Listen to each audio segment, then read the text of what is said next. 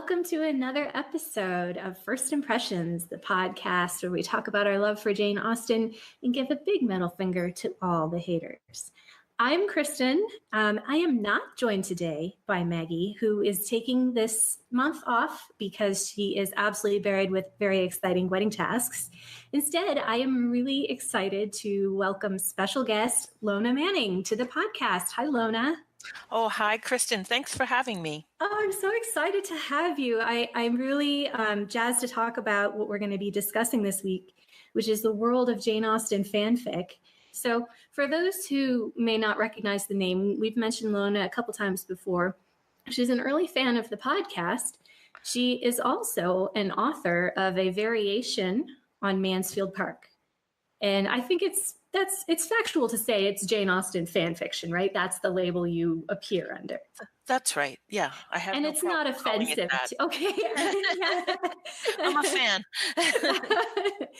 Lona got in touch with us and said, hey, I'm a longtime listener. I wrote this book. If you're interested, I'll give you a copy. And I was super intrigued, first of all, because it's Mansfield Park, and that's not one that gets a lot of love.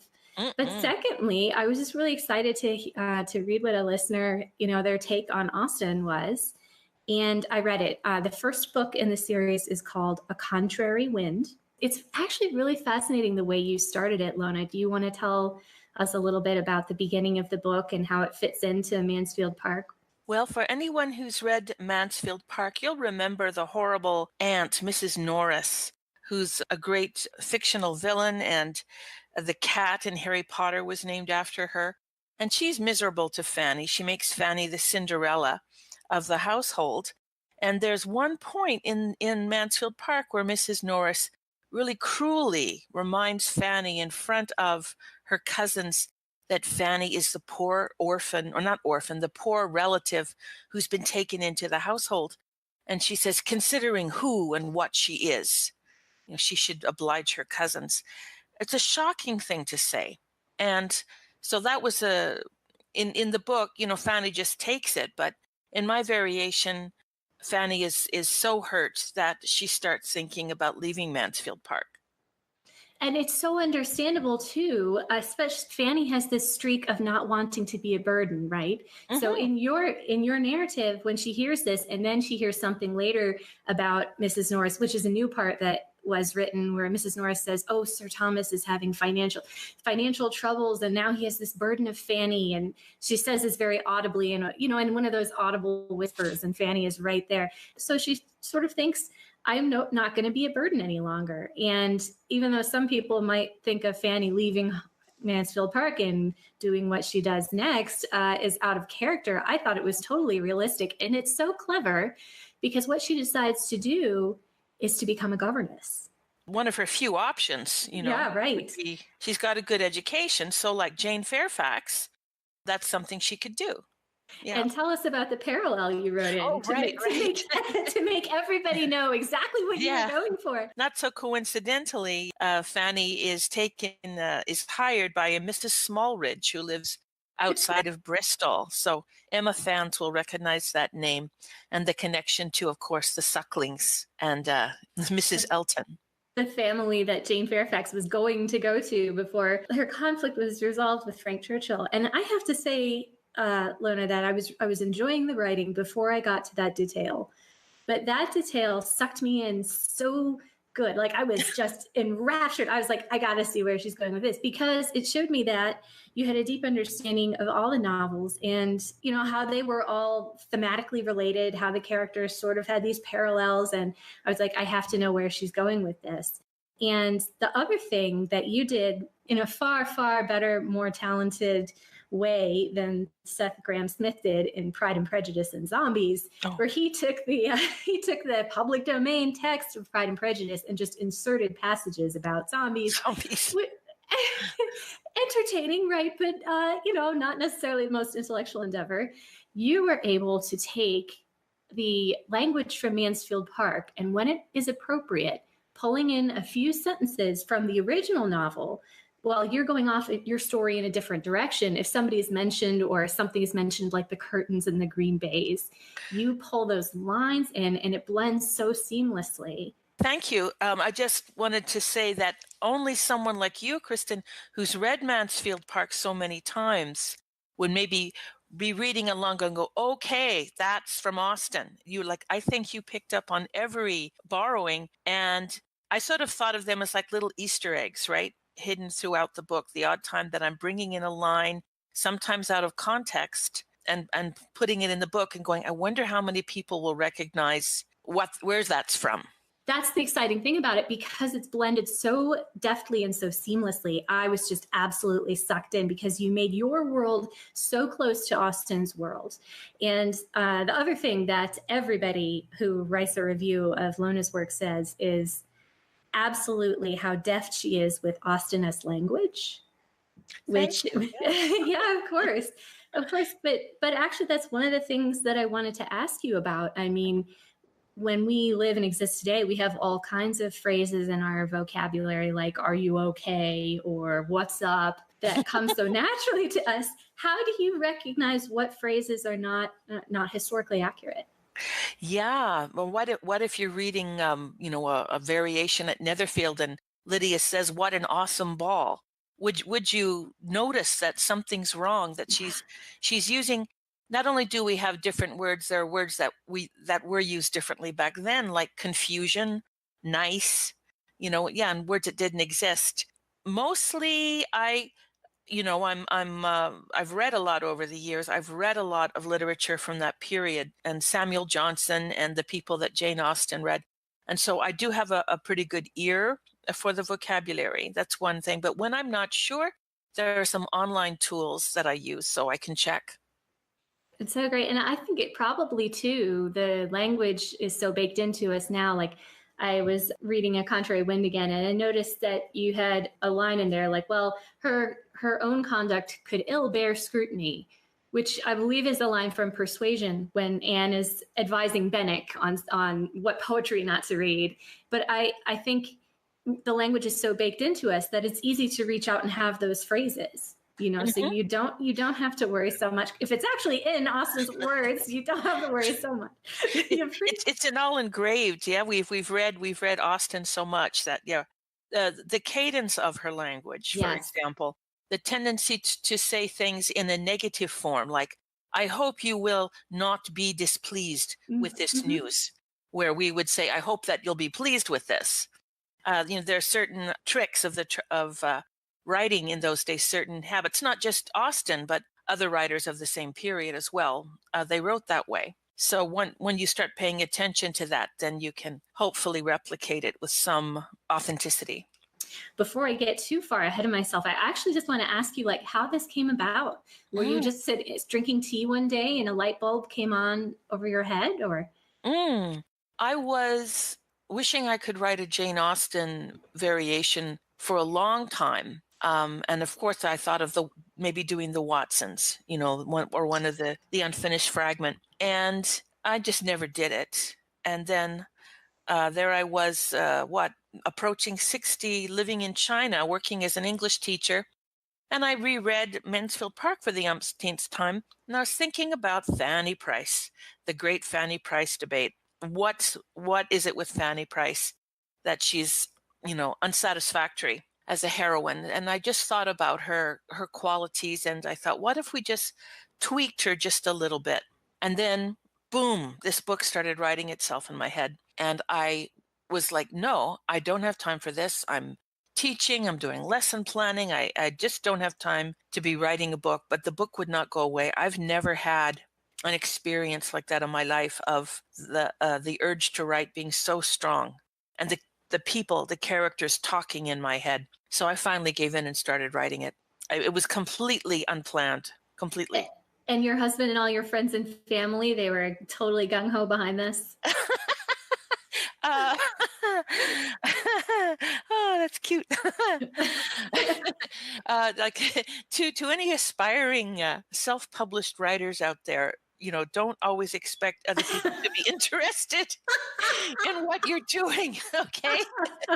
Like just make that your default position and then you won't be disappointed. But No, but uh, what happens to you is you're so excited, it consumes your whole being, and then you've got to talk about it. And these people are in your life, and you're like, oh my gosh, I got to talk to you about this transformative thing that's taken over my mind, right? yes.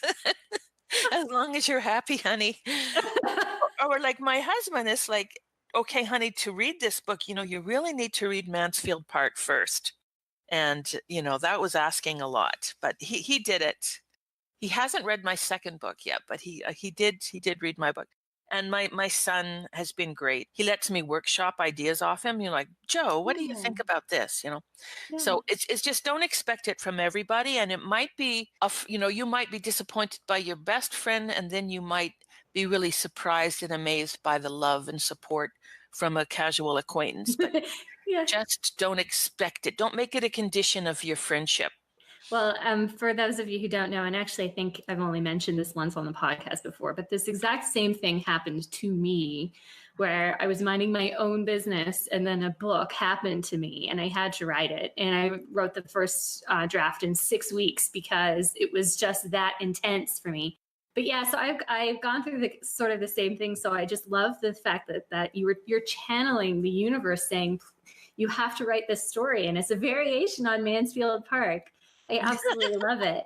I absolutely love it. But you were thinking maybe getting published because you had found out by the time you had finished that there were publishers who just do Jane Austen fanfic, if I'm not mistaken, right? I learned that there was a Jane Austen community. I had no idea there was so much fanfic out there. But before we get into that, can I just say to your listeners, guys, Kristin's book is called Goddess, and it's written under the pen name of Callista Hunter. And you want to, while you're listening, hop onto Amazon and download it because it's a fantastic book. It's a young adult book, and it's set in a Greco-Roman, I forget, it's mostly Greek-Roman, imaginary world, an alternate world. And one of the things that the Greeks believed in was the concept of the muses. And if anyone doesn't know about the muse, it's the idea that these goddesses would come down from the heavens and inspire the artist. Like you get an idea that comes from nowhere. And the Greeks explained that by calling it the muse descends. The muse comes down. And I'm telling you, it's a fantastic experience when it happens. When boom, you get this inspiration. And I wouldn't trade that feeling for anything. It's a wild ride, and there are certainly moments of like, oh my God, I can't believe I did this. For me specifically, it was thinking about querying agents and putting the work out into the world, and then suddenly you're faced with a lot of like rejection, essentially. Like I didn't do that very long. I sent out a couple queries, and then I was like, you know what? I don't have to do. No one's making me do this. I don't have to do this. I did this for fun, so I just popped mine as a self-published book up on Amazon, which is really easy to do. And so if you're a listener thinking, man, I really want to try and write that novel that I've been thinking about forever, I can't strongly endorse this enough. It's so much fun. Like it's so much, it's just so cool and so much fun. But yeah, no, I was aware that there was a Jane Austen fanfic community because my in-laws and, my mom and everybody who kind of vaguely know who Jane Austen is, they knew I was a big Jane Austen fan, and they would go into these bookstores and come across like a piece of published Jane Austen fanfic in a bookstore. And they would see it and think, oh, a new book about Jane Austen? Kristin's got to have this, without realizing there are like thousands of them now. And there are so many, but the novelty of it just saying Jane Austen, and that's the brand, that's part of the branding, right? Like now it's a touchstone that we all kind of have an idea of what it's going to be like. Regency, okay, and I'm going to pick up whatever book and it's branded Jane Austen. Like they could be stories about some minor Jane character. Oh, right? It's amazing. I had no idea. I had no idea when I started writing that there was so much fan fiction out there, that there was such a big community, and it's great. It makes it easier to get the word out. If you've written a Jane Austen inspired book, there are the great blogs, and to tell about it, and they're great about spreading the word. And there's Facebook groups and all these ways to get it out. But the other thing that I didn't know and didn't think about is that Mansfield Park is not Pride and Prejudice. No, it Uh, isn't. I don't know what percentage of JAFF is about Darcy and Elizabeth, but wouldn't you say at least 90%, if not more? Oh, sure. So yeah, I wasn't writing this when it started. I wasn't saying I'm going to write this and it's just going to be huge. Everyone's going to want to read about Fanny Price. I was just writing it because the book was writing in my head.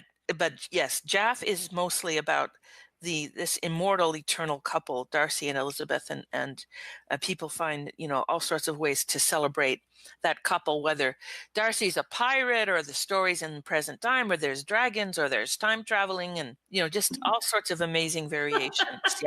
Yeah. Well, and it's true. And there have been modern authors. Wasn't there something like the Jane Austen Project where modern authors picked a book? And that's where Eligible came from. The person wrote that book, Eligible. I just know I can never remember authors' names. But yeah, there's so many ways to tell the Field, something like that. Yes, that's right.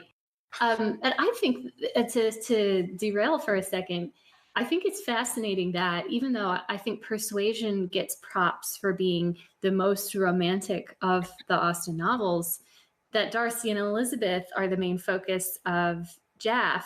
And I think that buoys my point up about Persuasion, the couple not being as compelling as we all want to know what happens with Darcy and Elizabeth after they get married. We want to be with them. That's the power of that couple. Yeah, and the interest extends to every other one of the Bennett girls. What happens with them? Down to Kitty. So, Yeah. and I don't know, and also the nasty freckled little thing. Oh, that yes. what's her name now, Miss Mary King. Oh, Mary King. Like I'm sure someone's written a book about her. Oh, I'm what sure. happened to her after she got jilted. Every minor character. But this is the same thing with the Star Wars extended universe. It's like once you're in the universe and you're enchanted by everything about it, then you're ready to hear more stories. And that's the need that it fills, right? Mm-hmm. And that modern, another thing about the label JAFF, that modern series that you mentioned that's got Eligible, and right now I think they haven't done Mansfield Park, I do believe. And so, yeah, I sent a few letters to agents too, and got nowhere. And number one, I'm crap at writing query letters, but also if they knew anything about Mansfield Park, they would know, well, we're not going to sell many of these books because nobody likes Fanny Price. So I thought, I'm not going to waste my time. And every time I got a rejection, they were always very polite. It didn't really make me feel bad. I would just laugh, like my evil villain laugh, like, ha, you fools, you fools. And then I just, published myself. And then about a year after I published, I'd made a little money. And so I hired, for a nice professionally designed cover, and I'm fine with it. I'm fine that I'm not. Well, it really launched, I would say that you have a career. Because now you've also you're into the community enough that you've made connections, you've forged friendships, and you've been in 2 anthologies, short story anthologies as well. Yeah. Oh, that was really an honor to be invited to join all these established JAFF writers, established successful Darcy and Elizabeth writing JAFF authors to join the anthologies. They're put together by Christina Angel Boyd, very professionally produced. We also had a lot of fun last November, very quickly put together an anthology that's a fundraiser for Chawton House. So I'm really proud and very honored to be a part of that. That one's called Yuletide? Yes, it is. And it's going to be, every year. We hope we'll sell some more at Christmas time, and all the proceeds will go to Chawton House, which your listeners may know is the former home of Jane Austen's wealthy brother and is now the Center for the Study of Early Women Writers. So we're all really pleased to support such a great cause. And there were, you wrote, your first short story was in Rogues and Rakes. Rakes and Rogues? Rogues and Rakes. Yeah, I got to write a short story about Tom Bertram, the older brother, as you say, minor character from Mansfield Park that nobody remembers or knows about, but which is great because his character in Mansfield Park actually undergoes a crisis. So I was able to take that crisis and dovetail it into my story. There are so many ways that you can dig into the inner lives of some of these, even the side characters. Your the third anthology is Rational Creatures, which The second for me, anyway. Christina Boyd, she's done 3 anthologies, and I'm in 2 of them. Yeah. so Rational Creatures. The idea was that the stories are about women in Jane Austen's books who are rational. I don't know. I guess that's the way to put it. It's highlighting the intelligence of Austen's women. And you actually did something that I think probably not a lot of people would have expected, which is that you wrote about Mrs. Clay in Persuasion. I did.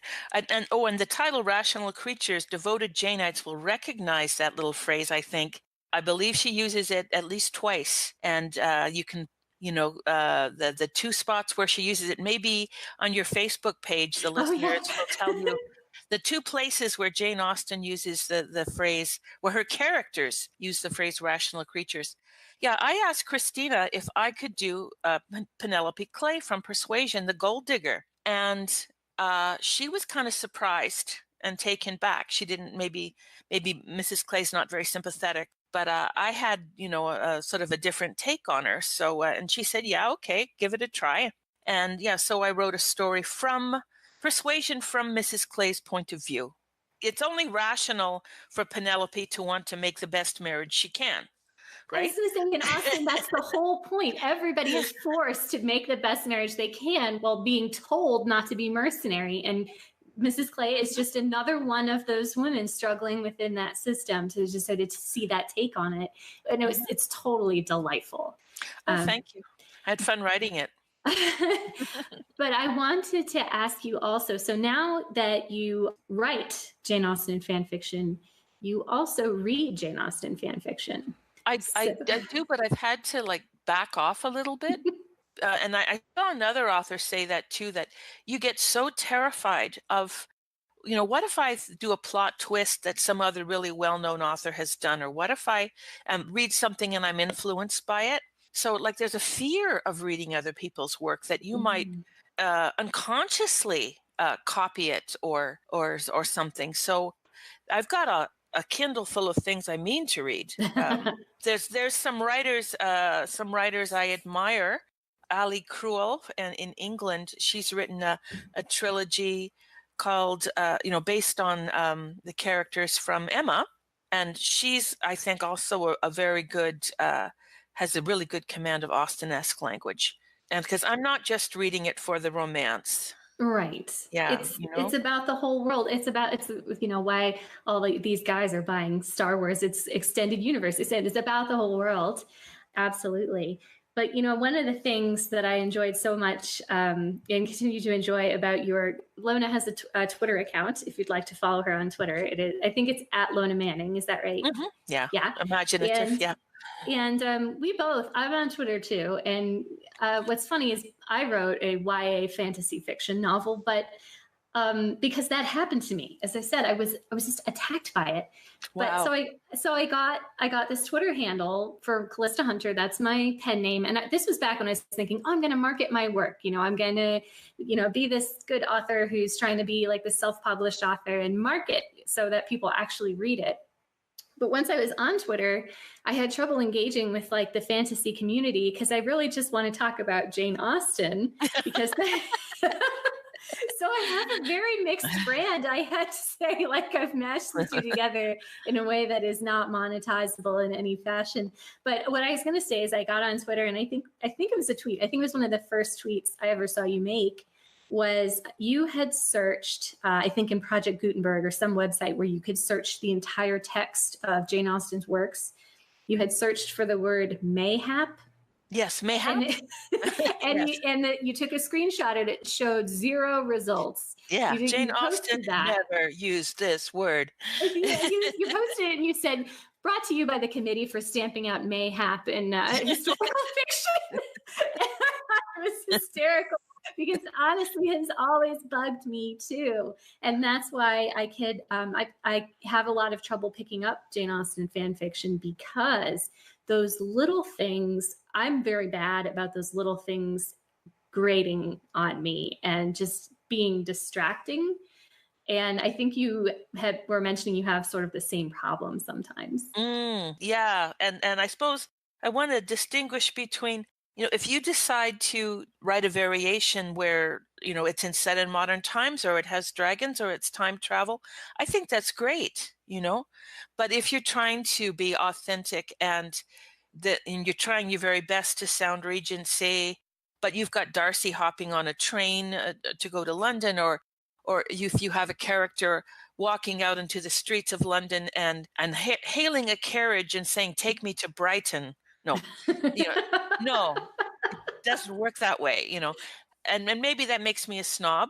Maybe that No, makes me like a grammar Nazi snob. But a lot of yeah, people feel that way about their historical fiction, though. yeah, anachronisms do leap out at me, the ones that I'm aware of, and therefore one lives in a bit of fear of unconsciously. For example, in an earlier draft of my second book, I've got they hear the chimes of Big Ben, and then it does occur to me to say to myself, no, so when was Big Ben built?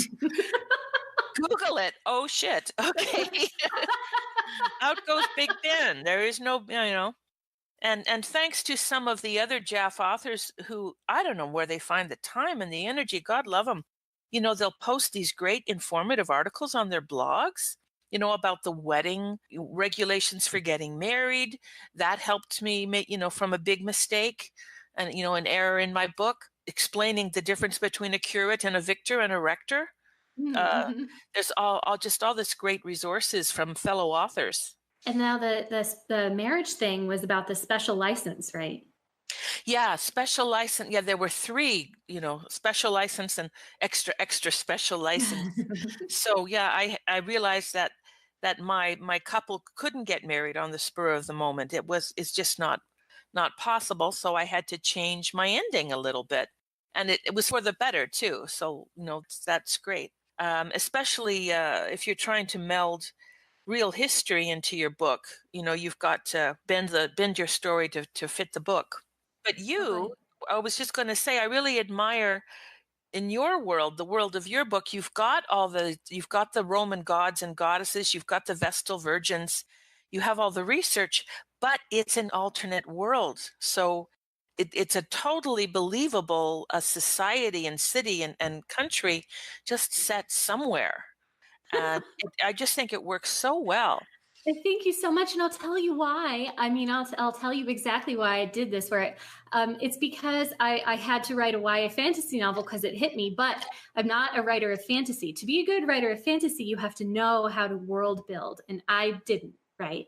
So I just took all of the parts of ancient Roman history that I thought were interesting or liked, and pulled them into a fantasy realm where anything could happen. So if I Mm. want it to be a clipboard or a shopping bag or whatever silly historical detail, I don't have to worry about it. I think I was working full time. I might have been going to school for part of this time, and I was like, I know if I actually try to do research and write a real historical fiction novel about Rome, I would have to get like a degree. The amount of research you have to do in Roman daily life, it would take so much, and I just knew I was going to do it badly. And so this world building was done for me, and I was, able to go on Wikipedia. Now, I just use Google and Wikipedia, and I have no problem admitting that. As a librarian, Yes, you're a librarian. but the world of Jane Austen fan fiction, you mentioned the blogs, which is something I didn't even think of, but it's true. All of these bloggers are coming out. Maggie and I, back in 2015, couldn't find many other podcasts that mentioned Austen. But even then, there were big name blogs. I mean, like big name blogs. And then it sounds like there's a whole lot of other authors as well who are doing blogs. And you have a blog. I do, but it's very dormant. I don't post very often. I always mean to, but that's the trouble with starting a blog, the energy of keeping it up. So, but yeah, I do have a website, and once in a blue moon, I'll blog something. like the time I got really head up about that book Oh, of Jane gee. Austen scholarly criticism that I violently disagreed with, and then I had to write 4 long blog posts about it. So I woke up to an email. I woke up to it. I was in bed. I checked my phone and there was an email from Lona and it said, read this blog post and tell me what you think. Because I'm head up. And it was this amazing post analyzing point by point in the most logical fashion the theses, the yes, hypotheses. of a well-publicized book of Austen. Is it the right word? Criticism, scholarship? You know, a book Yeah, about Jane scholarship. Austen's writing that Right. came out to much acclaim recently. Yeah, and that I Yeah. feel compelled to beat like a piñata. Yes, but I'm off topic here, but I want to ask you, why did you choose a pen name instead of publishing under your name? Oh man, at the time Goddess, the book happened to me, I was working with a lot of engineers and I had a professional reputation as a blogger in my profession. Oh, I yeah. was writing for a living in my profession, and I was very afraid that people I worked with would find out that I did this. And it's a YA. I mean, it is very much young adult fiction, and it's about goddesses. So, like, I just didn't feel it was on brand for my professional life. Okay. And then I felt I had to hide away. And Mm. so I wanted to give myself plausible deniability. But I'll tell you what happened. One of the things that was really validating, because as an author, half of the time you read your work and you're like, I love this book. It's the best book ever. And then half the time Yeah. you read your work and you're like, I want to die. Right. I And can't so, believe I've read this paragraph 1,000 times and I missed how leaden this is, or how I've repeated this word, or oh yeah, my God. yeah, Yeah. sometimes if you're just not in the mood to read and you come back to your work, you're like, oh, I can't stand this. So the thing is, when people say they like your work, if they're connected to you in any way, even if they are a friend or whoever, if you feel in any way that they feel like they have to be nice, you can't take their praise at full face value, because you are criticizing yourself in the back of their mind. Like, well, they probably felt like they had to say that, They're right? just being nice. But once I started to get, yeah, they're just being nice. I did start to distribute my book along these channels where people could read. And, you know, like I'm writing this review or I got this book in exchange for an honest review. So you give away copies for your books for free to these communities. They come and they write a review. And if they don't like it, they're totally willing to say they don't like it. But even then, I wasn't able to take their words to face value. But then what happened was, when Goddess first came out under my pen name, I didn't post it on my Facebook page. I didn't tell anybody on my personal social media accounts, but my sister did. She just posted the book without saying it was mine. And she was saying, hey, I'm reading this book, Goddess, right? So my cousin, scrolling past it, goes, oh, that sounds like an interesting book, clicks on it, buys it, reads it.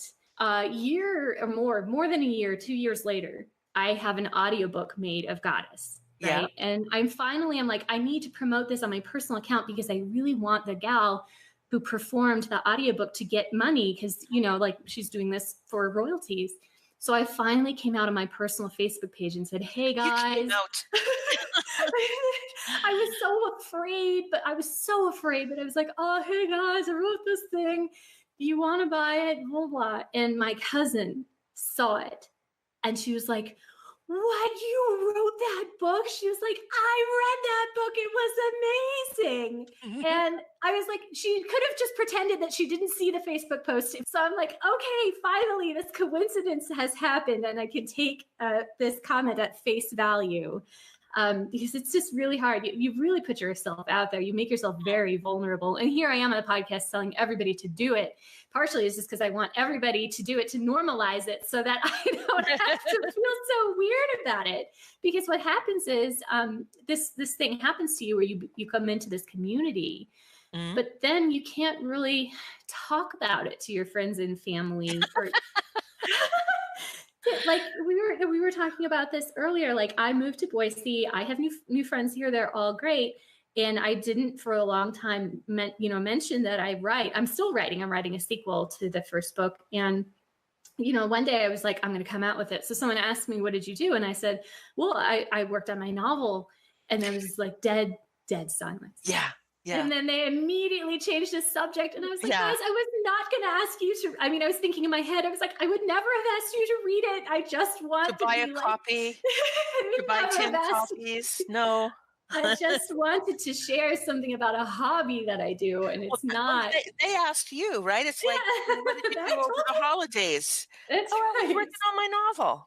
Oh, well, you know, that story is almost like Austen, right? Like the nephew finds out words cannot express, Aunt, my surprise at discovering that you're the author of this book that I really like. That's really Yeah. neat.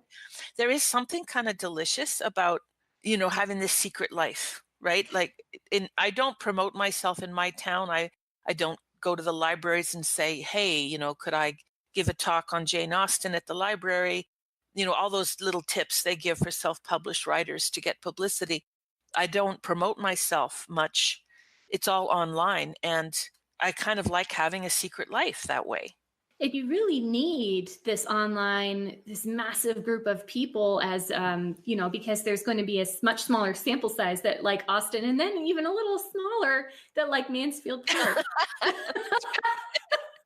Gotta find those people, and and that's when I learned that I was listening to your podcast on Mansfield Park, and that you love this. I was actually Googling the phrase, I love Mansfield Park, quotes to find people who love Mansfield Park. So I could go, excuse me, can I tell you about my book? I did a little bit of that, yeah.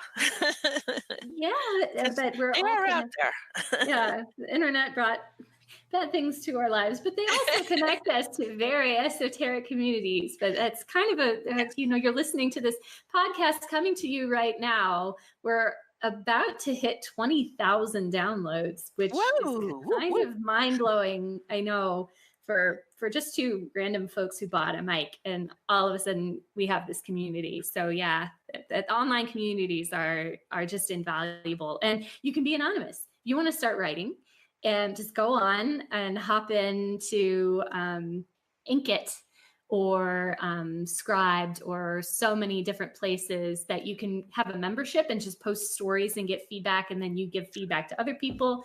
Critiquing groups, they can really prop you up and give you some skills. And if you're willing to hear the feedback, it can be really helpful, but it also can be very hard. But it sounds like you've used some of those.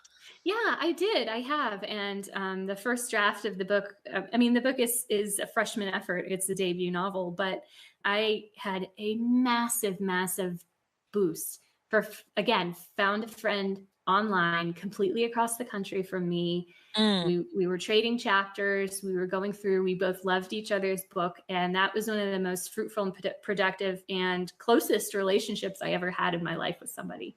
Amen. Yeah. You meet people, and suddenly you've got a writing buddy, someone that understands and is a cheerleader for you, and you're cheering for them. It's great. Yeah. But when I was writing, or when I published the first book, I didn't even know about beta readers. Like there's so much I didn't know. Yes.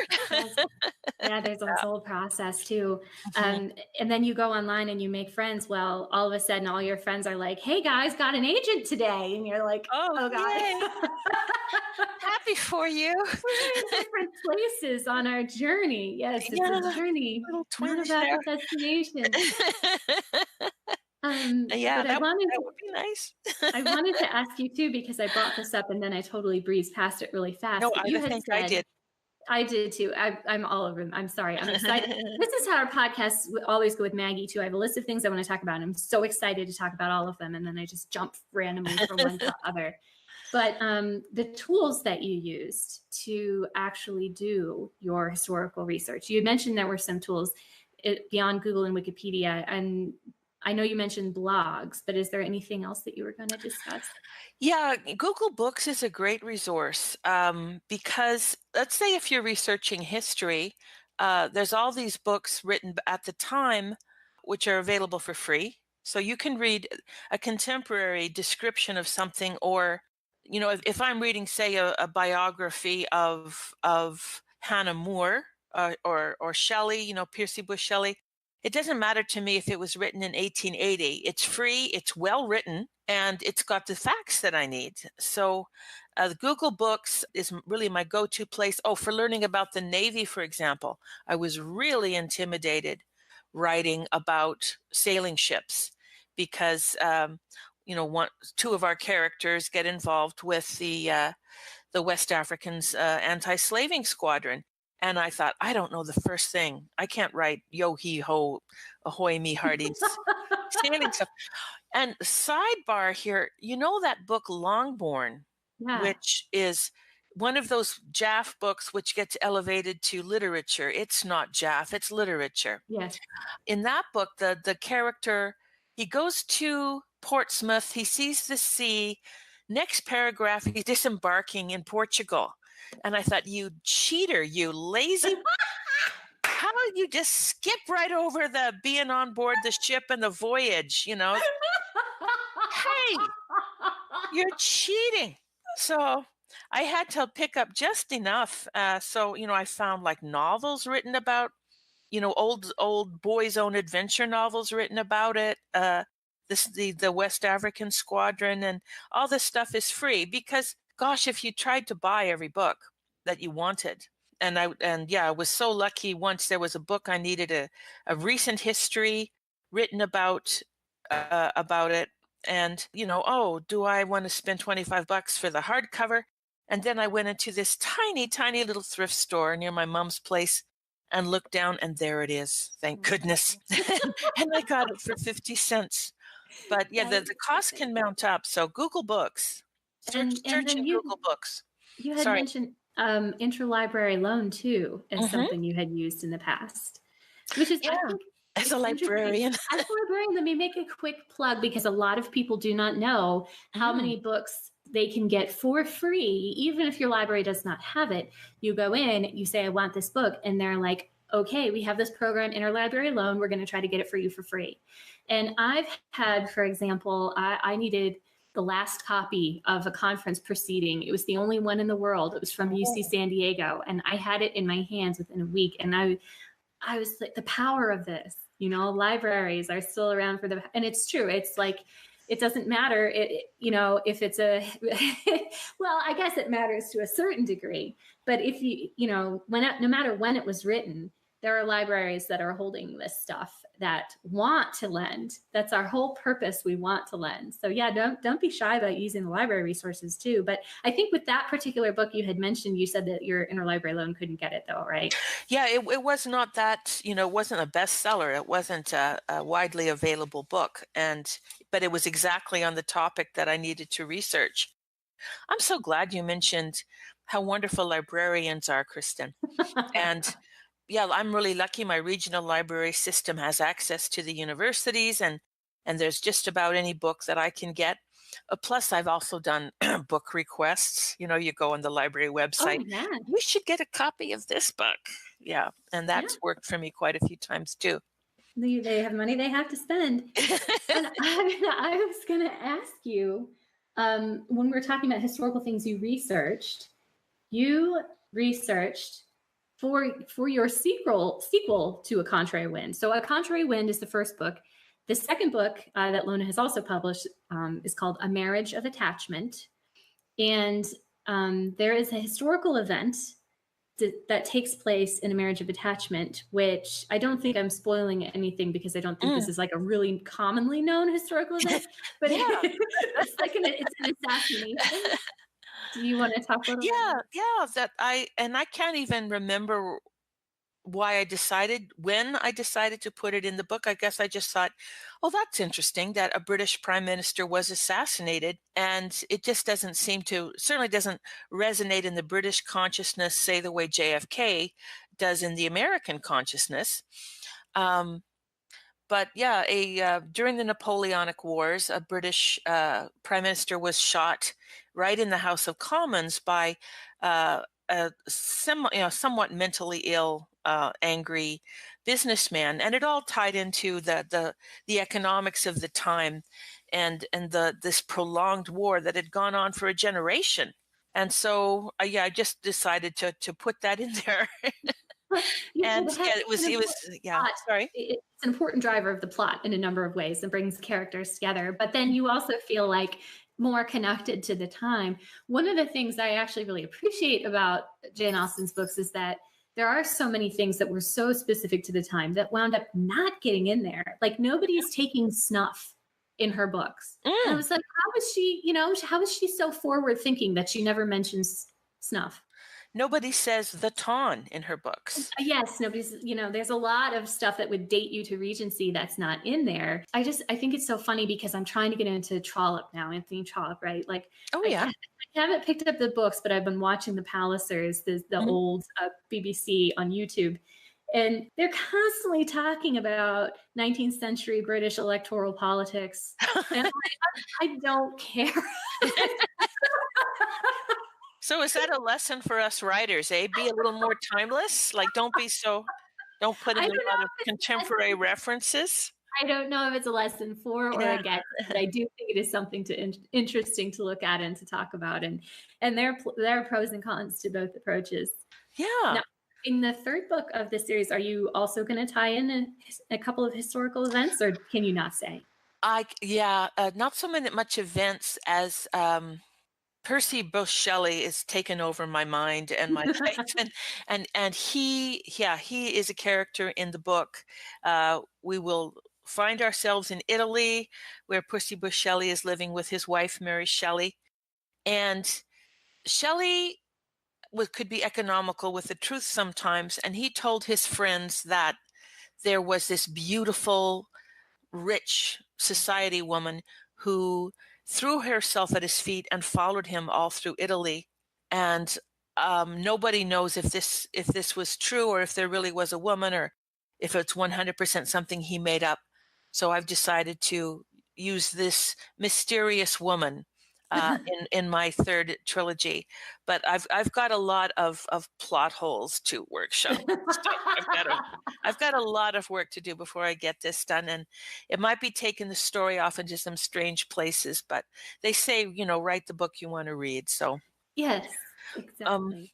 about research and exposition, Callista, Yes. like another thing that bugs me if I'm reading historical fiction, and I love historical fiction, is when the characters are telling each other things, like when the author wants to drop some information into the story and it's done clumsily and awkwardly.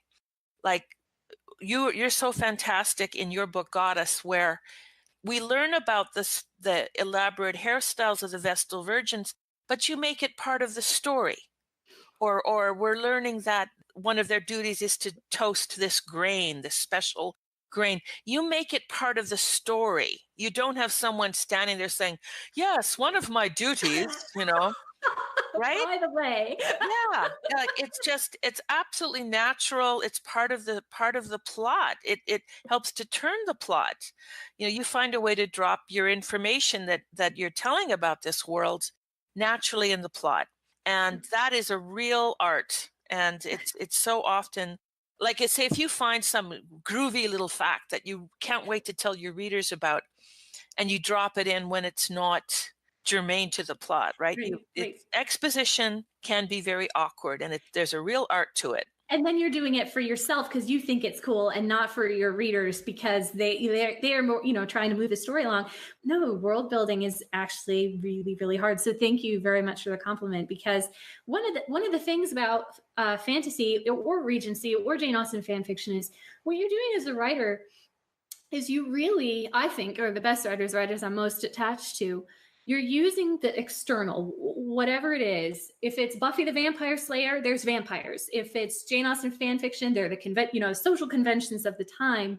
You're using that to throw things at your characters, and the question you're really asking is, how would a person react? How would a human react faced with a vampire you're in love with who's just on, like that's the great thing about fantasy is, I mean, with real life, you're sort of limited in what you can do. Fantasy, you can cook up any old rule, oh no, you can't cross this line because then the world will end, like whatever. You make the stakes and you tell us what they are, which is a little bit hard because you have to really convince us that the stakes are big, but you can make it whatever you want.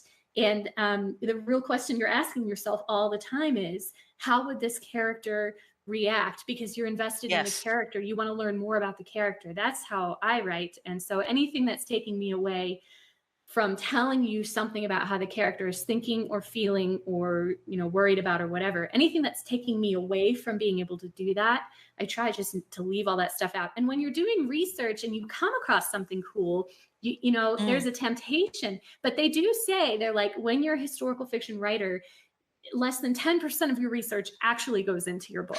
Yeah.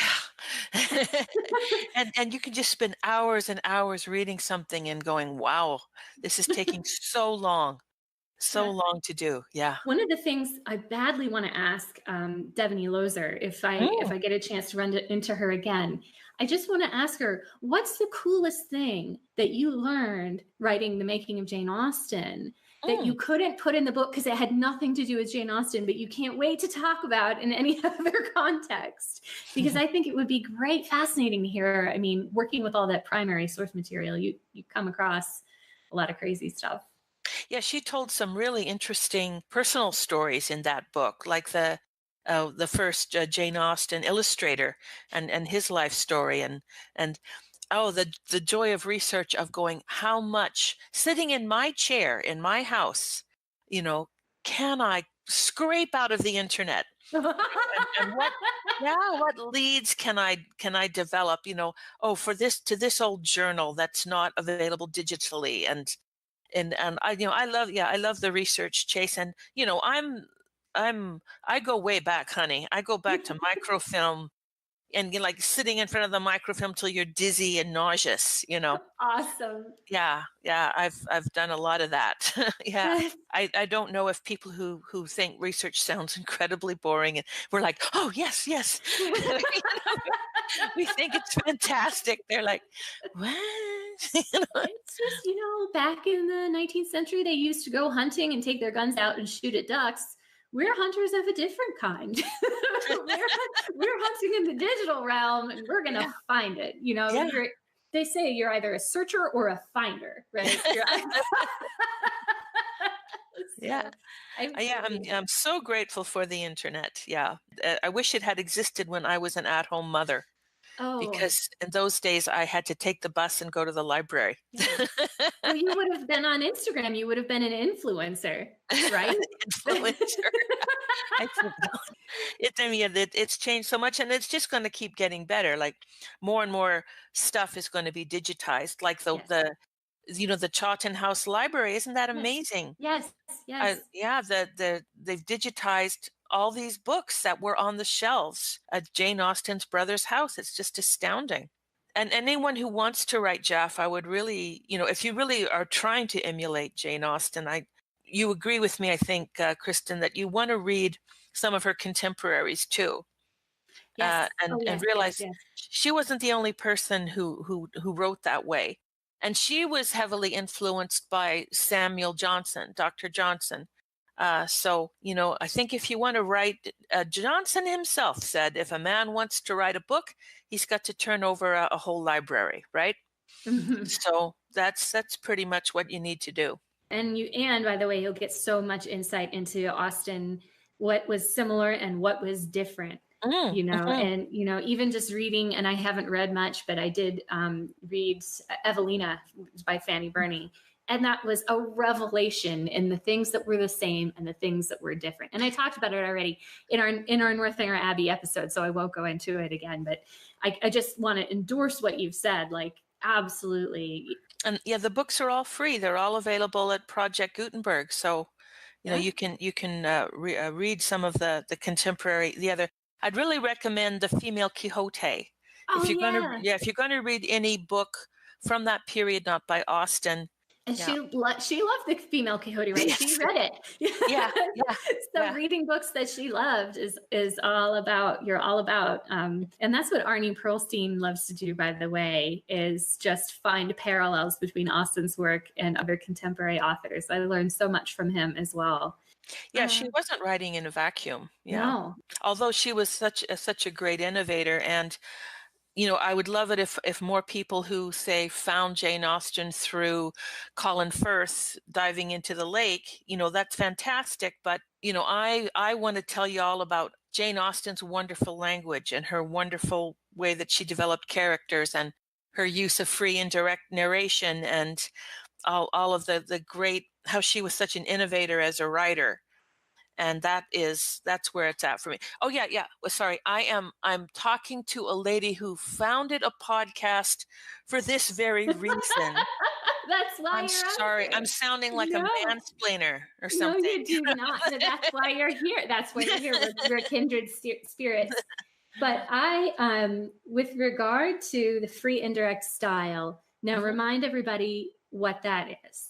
It is where the narrator is telling the story and talking about the character, but the narration is filtered through the consciousness of the character. There's a really good example in Mansfield Park, where Fanny is sent away from Mansfield Park because she refuses to marry Henry Crawford. She's sent back to her vulgar, poor family in Portsmouth, right? And she's sitting there thinking about how wonderful Mansfield Park was. It's happy ways, where everyone's feelings were consulted, where everybody was always so polite. And it was like, we've just read all these chapters where she's treated so shabbily at Mansfield Park and where she's treated like dirt. And now the narrator is telling us, how wonderful Mansfield Park was. But so it's filtering it through what Fanny's thinking. Yeah. I want to illustrate through this point how you understand all these things about Austen, you attempt to educate others about them, but you are also able to use these same techniques in your writing. Is it okay with you if I read a passage of free indirect narration that I highlighted? Really? Oh, okay.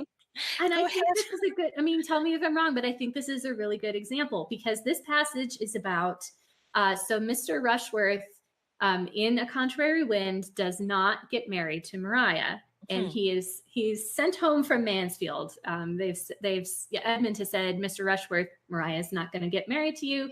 They put him in a carriage. They send him home to Sotherton. And here is Lona's passage about this. Although Maria's rejected suitor does not appear in this story again, the reader may kindly wish to know that by the time he had reached the outskirts of Mansfield village, he was as angry as he had ever been in his life.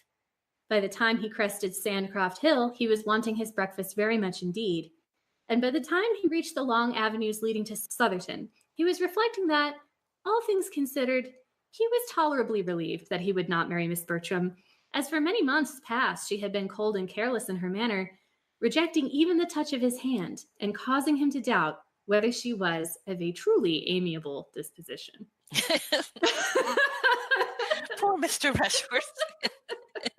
I guess maybe that's too literal about what he's thinking and what he's saying, but I kind of just made the connection there. I'm like, especially that little twist at the end, like causing him to doubt whether she was of a truly amiable disposition.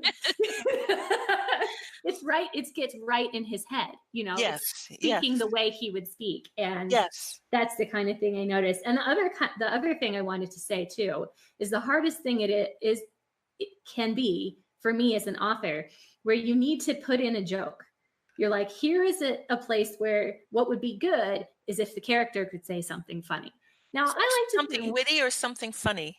Something witty or something funny, either one. Because I like to think sometimes wittiness happens in my writing naturally, but sometimes in the story, wittiness needs to happen, and I'm not being inspired. So I just put brackets and I say, insert something witty here.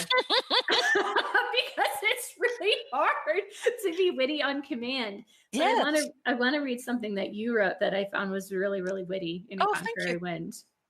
All right. So Mary Crawford is speaking to Edmund Bertram, and they're just talking about random stuff, travel books. And she says, Mary Crawford says, wouldn't you love to visit Paris, Mr. Bertram? The Bonaparte has stolen the birthright of every patriotic Englishman and woman. the right to return from Paris, to disparage the place of our birth, and to compare our food, fashions, and manners unfavorably with the French. It is monstrously unjust. This war seems never ending. But it is so true, right? Everybody wants to talk about how horrible English food is and how great French food is. I just thought it was so cute. Yeah, you were talking a little while ago of asking yourself as a writer, so how would my character react? And yeah, I think that came up so what would Mary say? Yeah, she's focused on the totally superficial, but Yeah. in a way that's charming and self-aware that she's being, very superficial. So that's very, very, very much Mary Crawford's brand. She says these things that are superficial, self-serving, but she's just like charmingly aware that she's being that way, and everybody loves it. Yes, and a pretty woman can get away with that sort of yes. thing. yes, yes, they can. So as like I had to make Mary Crawford a bit more sociopathic in my books than she is in Mansfield Park, to make people understand that she is not the heroine of Mansfield Park, as so many people today think. Well, she's her advice was good, what's the matter? Just trying to understand. Well, yeah, but back then, what she said was shocking. Yeah, and it's even that is done in a way that makes her sympathetic all the way up to the point where then it turns and you're like, oh my God, she's a sociopath. But I was with her almost until the end. So yeah. There's an advantage in having met and known some sociopaths in one's own life to put them in, You remember, was it Austen's brother or his nephew that swore up and down that Austen never took people from real life and put them in her books? And I'm saying, be bullshit. Yes, she must have. Or Absolutely. like little bits, no author could truly say, I've never taken anybody from real life and put them in my books. Or some trait or some mannerism or some way of behaving. And it's another awesome thing about being a writer. When you can do that, you're going to be in my book, pal.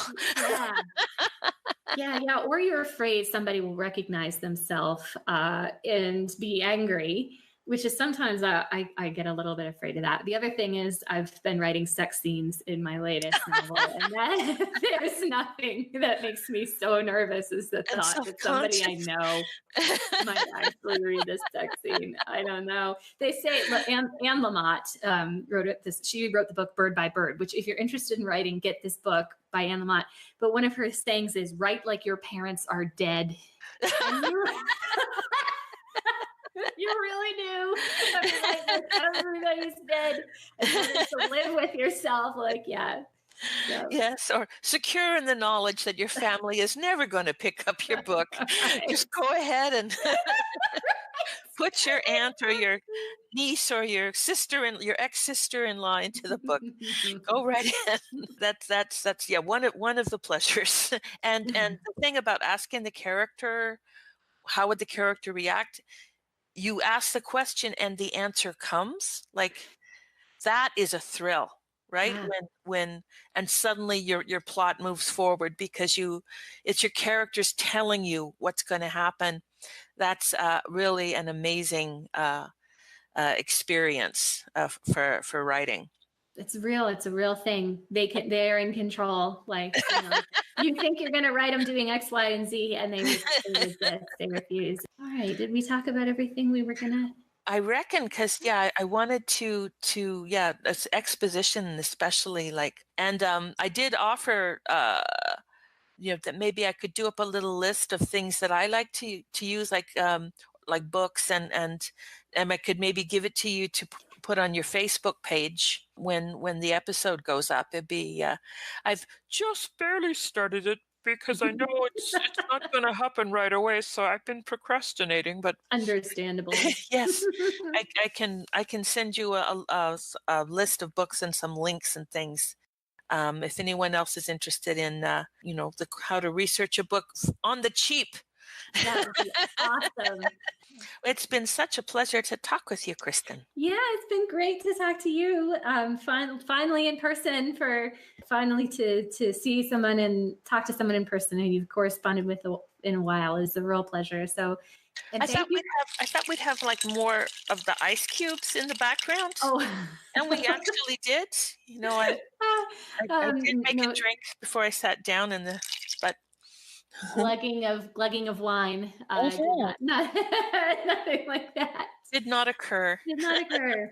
Well, probably why it was, and now I have no excuse for not being cogent. No, no. But loquacious. Yeah. Okay. So yeah, and Maggie will be back again. Maggie, sorry she couldn't join. I will be out in Virginia in a couple of weeks Yeah, away, and we will be love to talk. sharing pictures. So hopefully everybody on Facebook is willing to see that. Oh, I'm And sure everybody's waiting, and I know weddings are a lot of work, so yeah, yeah, quite understandable that Maggie's got to focus on that right now. yeah. So that'll be great. You'll have a wonderful time. I think it's going to be epic. Maggie's known for her epic parties. Is that right? That's Yes, she nice. absolutely is. But Well, yeah, no. before I sign off, can I again recommend to all your listeners the book is Goddess. The author is Oh. Callista Hunter, but it's really your faithful, but modest and self-effacing, humble podcaster, Kristin. And I, young adult, I don't care what genre it is, really enjoyed the story very much. Really looking forward to the sequel. Thank you so much, Lona. And thanks. And we should list one more time. Lona Manning, A Contrary Wind, A Marriage of Attachment, Rational Creatures, Yuletide Collection, and Rogues and Rakes. Yeah, the thing about Christina Boyd's anthologies is, like, maybe you might say, hey, I'm not into short stories, but it's a sampler Yeah. of a dozen or more JAFF authors. So if you get these anthologies, you'll probably discover some new favorite authors if you're into JAFF. Bite-sized stories sometimes can seem like the only ones you can handle after work. Like I can't be up until 4 a.m. I have to have something short and sweet. Yeah, that's another good argument for a short story. Okay, so look forward to seeing you in Twitter and in cyberspace, Kristin. All right. Okay. Thanks, Lona. Okay. Bye. Bye-bye now.